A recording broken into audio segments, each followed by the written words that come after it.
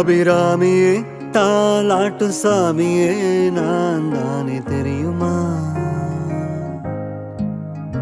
சிவகாமியே சிவனில் நீயும் பாதியே அது